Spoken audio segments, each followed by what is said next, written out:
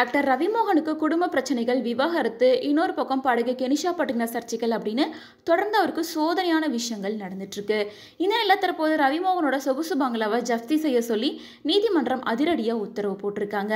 இன்னொரு பக்கம் அந்த பங்களாவுக்கு நீ நான் அப்படின்னு போட்டி உருவாகி இருக்கு. பாபி டச் கோல்ட் நிறுவனம் தயாரிக்கிற படத்தில் ஜெயம் ரவி நடிக்க ஒத்துக்கிட்டு இருக்காரு. அதுக்கு முன்பணமா 6 கோடி ரூபாய் பணம் வாங்கியிருக்காரு. அந்த பணத்தை திருப்பி செலுத்த கோரி தொடரப்பட்ட வழக்கில் ஆக்டர் ஜெயம் ரவி தன்னோட சொத்து பட்டியலை தாக்கல் செய்யாத நிலையில் அவரோட சொத்துக்களை முடக்கிற வகையில் தற்போது தயாரிப்பு நிறுவனத்துக்கு ஹைகோர்ட் அனுமதி வழங்கியிருக்கு. இது தொடர்பாக பாபி டச் கோல்ட் நிறுவனம் என்ன சொல்லியிருக்காங்கன்னா, எங்களோட ப்ரொடக்ஷன் கம்பெனியில் தயாரிக்க திட்டமிட்ட 2 படங்களை நடிக்கிறதுக்காக ரவிமோகன் கூட கடந்த ஆண்டு செப்டம்பரில் ஒப்பந்தம் செய்யப்பட்டுச்சு. முதல் படத்துக்கு 15 கோடி ரூபாய் சம்பளம் பேசப்பட்டு முன்பணமாக 6 கோடி ரூபாய் வழங்கப்பட்டுச்சு. ஆனால் இந்த ஒப்பந்தம் போட்டபடி எங்கள் நிறுவனத்தில் அவர் படம் நடிக்காம மற்ற நிறுவனங்களோட படத்தில் அவர் நடித்ததால் கொடுத்த முன்பணத்தை திரும்ப கேட்டோம்.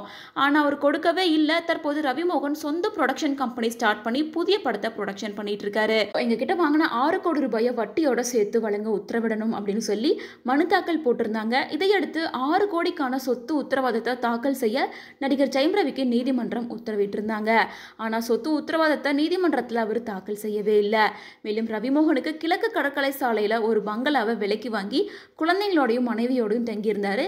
ஸோ மனைவி கூட விவாகரத்து செய்ய அறிவிச்சிருந்த நிலையில் அந்த பங்களா வீட்டுக்கு ரவிமோகன் போறதே கிடையாது. மேலும் அந்த வீடு HDFC பேங்க்ல லோன் போட்டு வாங்கியிருந்த நிலையில கடந்த 10 மாதங்களா இஎம்ஐ கட்டாமையே இருந்திருக்காருன்னு சொல்றாங்க.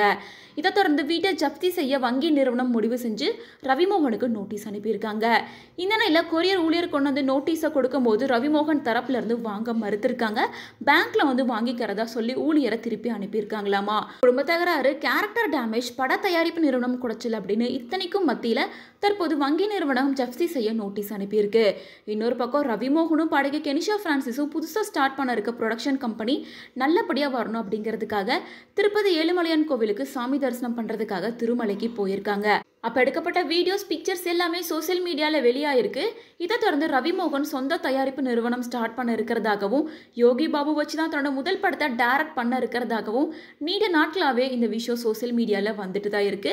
இப்படியான சூழ்நிலையில் தான் தேனம்பேட்டையிலிருந்து தன்னோட சொந்த தயாரிப்பு நிறுவனமான ரவிமோகன் ஸ்டுடியோஸை ஸ்டார்ட் பண்ணியிருக்காரு. இதோட திறப்பு விழா இன்னைக்கு பிரம்மாண்டமாக நடக்க இருக்கு.